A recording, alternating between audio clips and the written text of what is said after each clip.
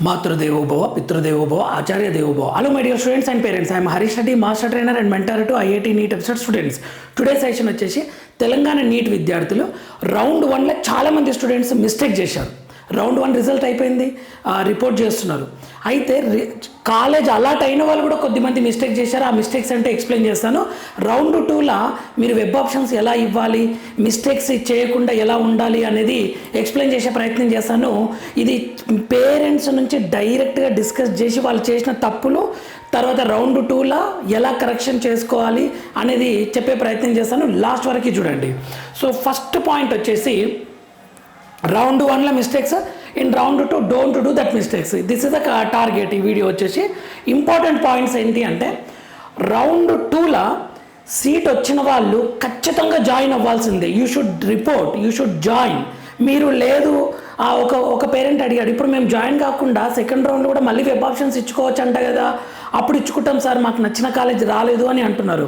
మీరు అసలు మీరు ఫస్ట్ రౌండ్లో జాయిన్ కాకుంటే సెకండ్ రౌండ్లోకి అసలు మీకు అవకాశమే ఇవ్వరు. You are out from the counselling, మిమ్మల్ని ఎలిమినేట్ చేసేస్తారు. సో ఖచ్చితంగా జాయిన్ అవ్వండి. Seat allotted students you should join, otherwise you will eliminate from the counselling. ఇది ఇంపార్టెంట్ పాయింట్. మీకు నచ్చినా నచ్చకున్నా, మీకు వచ్చిన కాలేజ్ నచ్చినా నచ్చకున్నా, మరి నచ్చకుంటే మేము ఎలా చేయాలంటే అప్గ్రేడ్కి వెళ్ళాలి. సరే అప్గ్రేడ్కి ఎలా, next go to upgrade for better college. అప్గ్రేడ్కి ఎలా వెళ్తారు? మీరు ఏం చేసినారు, ఒక 57 కాలేజెస్ ఇచ్చారు, మీకేమైంది, 5th కాలేజ్ అలాట్ అయింది. ఓకే, 5th కాలేజ్ అలాట్ అయింది, మీరు సంతోషంగా లేరు. మీరు ఇప్పుడు సంతోషంగా ఉండాలంటే ఏం చేయాలి, సెకండ్ రౌండ్లో ఈ పైన 4 పెట్టాలి, మొత్తం పెట్టొద్దు. రౌండ్ 1లో నేనే చెప్పాను అన్ని కాలేజెస్ పెట్టండి అన్నాను, అది కరెక్ట్ రౌండ్ 1లో. బట్ రౌండ్ 2లో ఆల్రెడీ మీ చేతిలో ఒక సీట్ ఉంది, మీ చేతిలో బందోబస్తు ఒక సీట్ ఉంది. సో ఇప్పుడు మీరేం ఆలోచిస్తారు, బెటర్ కాలేజ్ కోసం ట్రై చేయాలి కాబట్టి అన్ని పెట్టొద్దు, మీకు నచ్చినవే పెట్టాలి. మీకు వచ్చిన కాలేజ్తో కంపేర్ చేస్తే చాలా బెస్ట్ ఉండాలి. అంటే 1, 2, 3, 4 పెట్టండి. వస్తే 1 వస్తుంది, 2 వస్తుంది, 3 వస్తుంది, 4 వస్తుంది. ఇవేవి రాకపోతే మీ కాలేజ్ మీకుంటుంది. ఇది చాలా క్లియర్గా చెప్తున్నా. ఎందుకంటే మీరు డిడి తీశారు, బాండ్స్ ఇచ్చారు, సర్టిఫికేట్స్ చూపించారు, మీ సీట్ రిమూవ్ చేయరు. వేరేది వచ్చింది అనుకోండి, అప్పుడు ఉన్న సీట్ పోతుంది. ఇది అనమాట. సో నెక్స్ట్ రౌండ్ 1 మిస్టేక్స్ చెప్తా చూడండి. ఒక స్టూడెంట్, ఒక ఎగ్జాంపుల్ ఇది, ఈ డైరెక్ట్ పేరెంట్స్ డిస్కస్ చేసేది చెప్తున్నా. ఒక స్టూడెంట్ చాలా హ్యాపీగా ఫోన్ చేశారు, సార్ నాకు ఒక ప్రైవేట్ కాలేజ్ వచ్చింది అని. నాకు ఆ స్టూడెంట్ స్కోర్ తెలుసు, ఒక అమ్మాయి స్టూడెంట్ స్కోర్ తెలుసు. అరే నీకేంటి ఇంత నార్మల్ కాలేజ్ వచ్చింది, ప్రైవేట్ కాలేజ్, ఇది ఎన్నో ఆప్షను అని అడిగాను అనమాట. నీ స్కోర్కి కొంచెం ఇంకా గవర్నమెంట్ లిస్ట్ కొంచెం మంచి కాలేజ్ రావాలి, గవర్నమెంట్ రిలేటెడ్గా, నీకేంటి ఇంత నార్మల్ కాలేజ్ అలాట్ అయింది, నువ్వు ఇది ఎన్నో ఆప్షన్ ఈ కాలేజీ అన్నా. ఆ అమ్మాయి ఏం చెప్పింది అంటే 5th ఆప్షనే అని చెప్పింది. 5th ఆప్షన్ కాలేజే వచ్చింది సార్, నాకు చాలా హ్యాపీగా ఉంది, నేను పెట్టిన 57 కాలేజెస్ పెట్టినారు ఆ స్టూడెంట్, కానీ 5th ఆప్షనే నాకు వచ్చేసింది సార్ అన్నారు. అదేంటి 5th ఆప్షన్ ఈ కాలేజ్ ఎందుకు పెట్టావు అని అంటే స్టూడెంట్ ఏం చెప్పింది అంటే, సార్ నాకు టెన్షన్ అయింది, నాకు మంచి కాలేజీలు పెడితే ఎందుకు వచ్చిన రిస్క్, నాకు వచ్చే కాలేజీలే పెట్టాను, నార్మల్ కాలేజీలు ఫస్ట్ పెట్టాను సార్, నార్మల్ అన్నీ నోవా 3R అన్ని నార్మల్ కాలేజెస్ ఫస్ట్ పెట్టాను సార్, ఫస్ట్ నార్మల్ కాలేజీలు పెట్టాను, ఇక కింద టాప్ కాలేజీలు పెట్టాను, ఇది ఎలాగూ రాదు కదా సార్, అందుకని నేను కింద పెట్టాను, నార్మల్ కాలేజ్ పైన పెట్టాను అని స్టూడెంట్ చెప్పింది అనమాట. ఎంత ఘోరంగా మిస్టేక్ చేశారు అని అంటే వీళ్ళే డిసైడ్ చేశారు ఈ కాలేజే నాకు రావచ్చు అని చెప్పేసి. వీళ్ళు బెటర్ కాలేజ్ వచ్చే అవకాశం ఉన్నా అది వదులుకొని నార్మల్ కాలేజీకి ఫస్ట్ ప్రిఫరెన్స్ ఇచ్చేసరికి కౌన్సిలింగ్ ఏం చూస్తుంది, ఇలా చూసి ఈ కాలేజ్ అలాట్ చేసేసింది. ఓకే, వీళ్ళకు గుడ్ కాలేజ్ రావాల్సిన ప్లేస్లో నార్మల్ కాలేజ్ కావాలని వీళ్ళే కోరుకున్నారు, తెలియకుండా ఇప్పుడు వాళ్ళు ఏం చెప్తున్నారు, ఇప్పుడు ట్రై చేస్తాం సార్ రౌండ్ 2లో మంచి కాలేజ్ కోసమో అంటున్నారు. నీకు రౌండ్ 2లో ట్రై చేయడానికి ఉండాలి కదా అవకాశాలు, ఎక్కడ మిగిలితే అక్కడే ఇస్తారు. అదే రౌండ్ 1లో అవకాశాలు ఉండే అనమాట. అలా కాకుండా టాప్ కింద నార్మల్ పెట్టి ఉంటే, పైన టాప్ కింద నార్మల్ పెట్టి ఉంటే ఆ అమ్మాయి స్టూడెంట్ స్కోర్కి ఇంకా మంచి కాలేజ్ వచ్చేది. నేను తర్వాత రిజల్ట్ వచ్చిన రోజు చెప్తే ఆ రోజు చెప్పలేదు, ఏడుస్తారు అని, తర్వాత రోజు వాళ్ళకు చెప్తే వాళ్ళు రియలైజ్ అయ్యి ఇప్పుడు సెకండ్ ఫేజ్లో టాప్ 2 నార్మల్ పెట్టుకోవాలని చూస్తున్నారు, అంటే వీళ్ళ కాలేజ్ పైన. ఇది ఒక వెరీ బిగ్ మిస్టేక్. సీట్ రాని వాళ్ళు ఇలా ఆలోచించకండి. ఇప్పుడు నా భయం అంతా ఏంటి అంటే సీట్ రాని వాళ్ళు ఎందుకు వచ్చిన గొడవ, నాకు రౌండ్ 1లో సీట్ రాలేదు, రౌండ్ 2లో కూడా సీట్ రాకుంటే కష్టము, నార్మల్ కాలేజ్ తీసి పైన పెడదాము, సో ఫస్ట్ కౌన్సిలింగ్ చూసేది వాటిని చూసి నాకు తొందరగా నార్మల్ కాలేజ్ ఇస్తారు అని అంటున్నారు. అది తప్పు. ఎందుకు అంటే మీరు నార్మల్ కాలేజ్ పైన పెట్టినా కింద పెట్టినా ఏమంటారు, మీ ర్యాంక్ మీరు కింద పైన టాప్ పెట్టి కింద నార్మల్ పెట్టినా అంతవరకు వస్తారనమాట. మీకు నార్మల్ కాలేజీ అలాట్ అయ్యేది ఉందనుకుందాం, మీరు కింద లాస్ట్ పెట్టిన కౌన్సిలింగ్ స్టెప్ వైజ్గా చూసుకుంటూ వచ్చి అలాట్ చేసేస్తుంది. ఓకే, సో టాప్ పైన కింద నార్మల్ పెడితే బెటర్ ఏంటంటే దీనికన్నా బెటర్ కాలేజ్ వచ్చే అవకాశం ఉంటుంది అన్నమాట. సో ఇది గుర్తుపెట్టుకోండి. సీట్ రాని వాళ్ళు అప్గ్రేడ్ కోసం ఎవరైనా సరే పైన టాప్ పెట్టాలి, కింద నార్మల్ పెట్టాలి. ఇది ఒక మిస్టేక్ చూసుకోండి.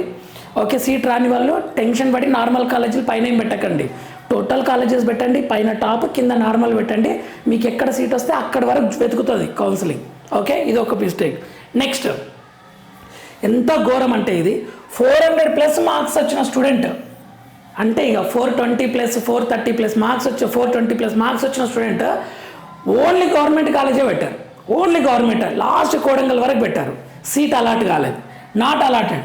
ఇక లిటరల్గా వాళ్ళు క్రయింగ్ స్టూడెంట్ ఏడవడమే. ఇక సార్ ఎందుకు ఓన్లీ గవర్నమెంటే పెట్టావు అంటే నాకు గవర్నమెంటే ఇష్టం కదా సార్ అంటే, ఇప్పుడు తనకన్నా తక్కువ వచ్చిన స్కోర్ వచ్చిన వాళ్ళకు ప్రైవేట్ వచ్చింది. గవర్నమెంట్లో కొంచెం కాంపిటీషన్ ఉండడం వల్ల తనకు రాలేదు. తను ప్రైవేట్ కూడా పెట్టింటే ప్రైవేట్ అలాట్ అయ్యేది, ప్రైవేట్ కాలేజ్ కేటగిరీ ఏలా.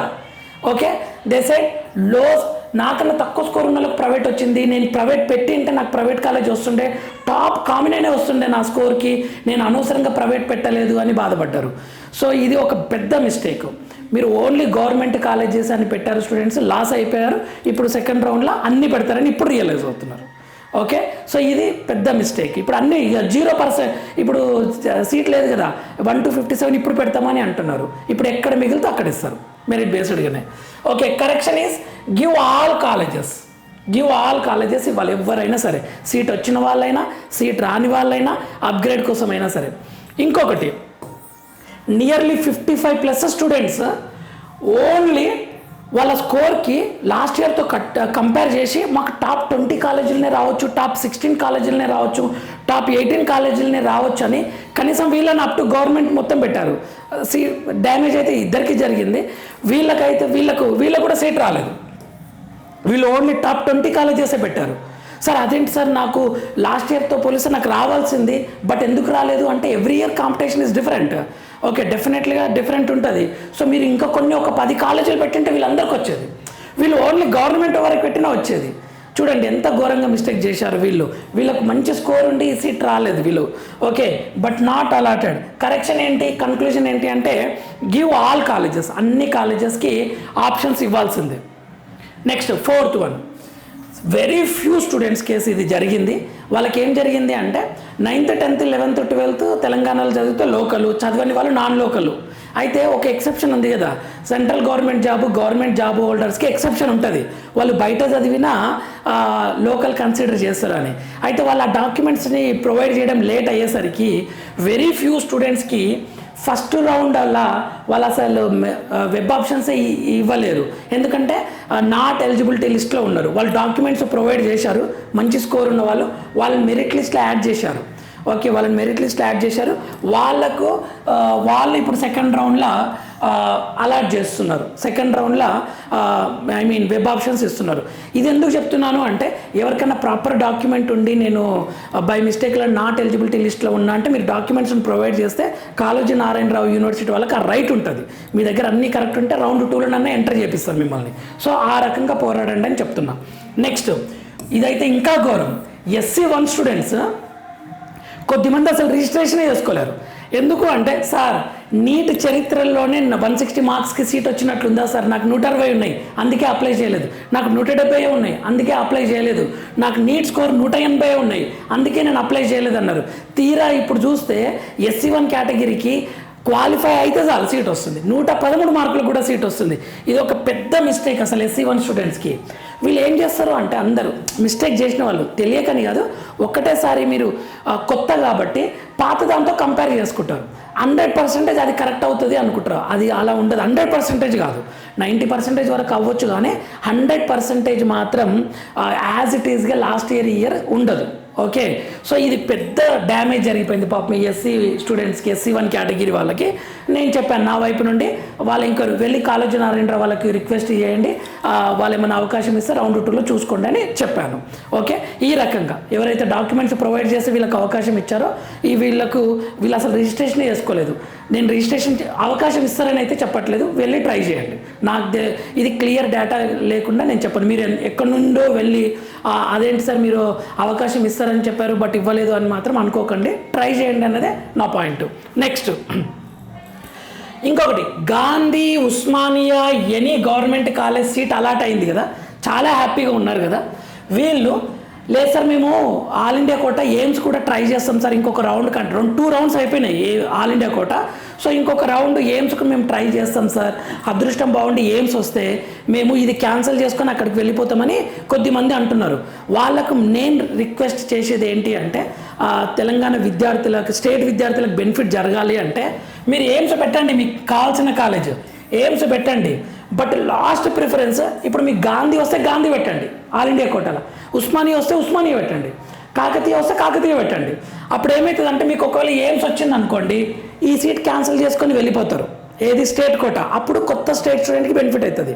అలా కాకుండా ఆల్ ఇండియా కోటాలో మళ్ళీ మీకు సీట్ వచ్చిన కాలేజీ అలాట్ అవుతుంది. గాంధీ ఫర్ ఎగ్జాంపుల్ స్టేట్ కోటాలో గాంధీ అలాట్ అయింది, ఆల్ ఇండియా కోటాలో కూడా గాంధీ అలాట్ అయింది అనుకో, మీరు ఏం చేస్తారు, స్టేట్ కోటాని క్యాన్సిల్ చేసుకుంటారు. స్టేట్ కోటాని క్యాన్సిల్ చేసుకుని ఆల్ ఇండియా కోటా ద్వారా జాయిన్ అవుతారు అదే కాలేజీలో, జస్ట్ డాక్యుమెంట్స్ ఇస్తే సరిపోతుంది. అప్పుడు ఏమవుతుందంటే ఇంకో కొత్త స్టేట్ కోటా స్టూడెంట్కి బెనిఫిట్ జరుగుతుంది అనమాట. మీరు డైరెక్ట్గా ఒక స్టూడెంట్కి జీవితాన్ని ఇచ్చిన వాళ్ళు అవుతారు. అంటే ఆ స్టూడెంట్కి సీటే రావద్దు, కట్ ఆఫ్ లాస్ట్లో ఉన్నాడు, మీరు ఆల్ ఇండియా కోటా ద్వారా స్టేట్ సీట్ తీసుకుంటే, ఆల్ ఇండియా కోటా ద్వారా స్టేట్ సీట్ అంటే ఆల్ ఇండియా కోటా ద్వారా గాంధీ, ఉస్మానియా తీసుకుంటే తెలంగాణ విద్యార్థులకి స్టేట్ కోటాలో ఒకటి మిగిలిపోతుంది అనమాట. ఇది చాలా హెల్ప్ చేసిన వాళ్ళు అవుతారు.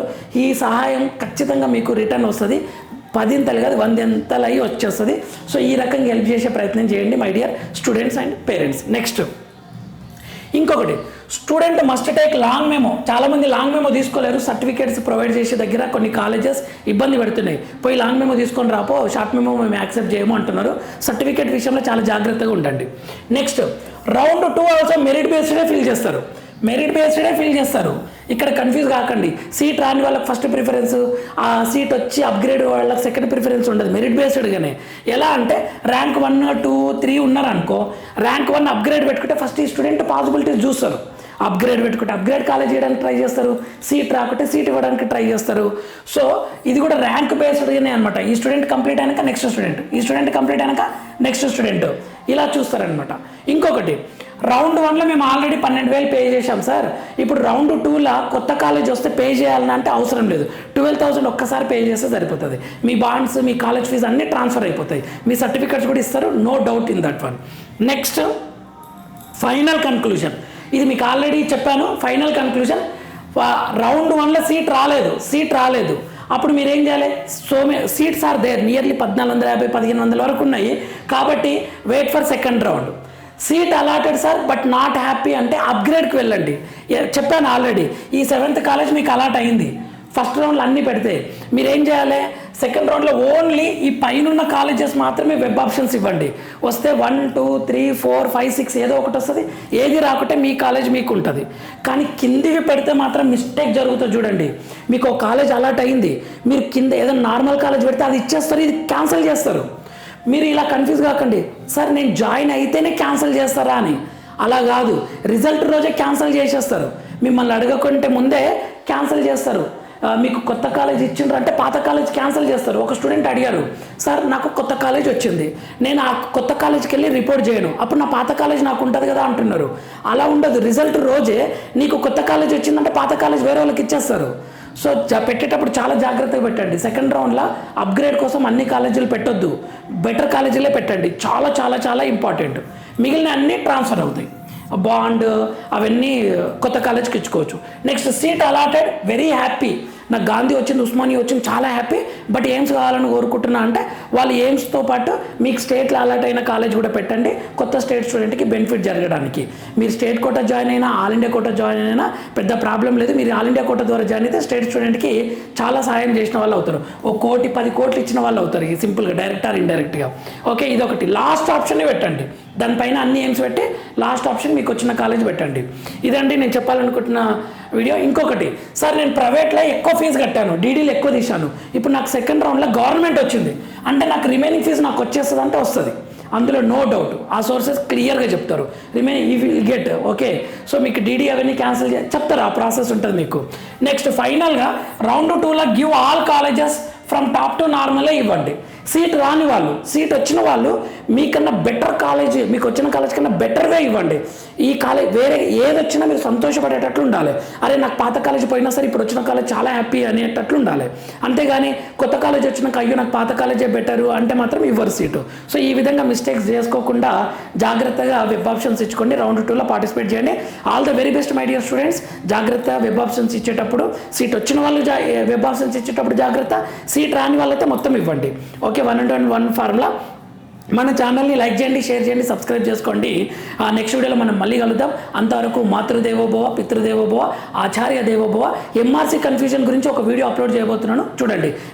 మేనేజ్మెంట్ కోటా సీట్స్ కూడా వీడియోస్ అప్లోడ్ చేయబోతున్నాను, మీరు కావాలంటే నెక్స్ట్ వీడియోలో చూడండి. Thank you for watching. Bye.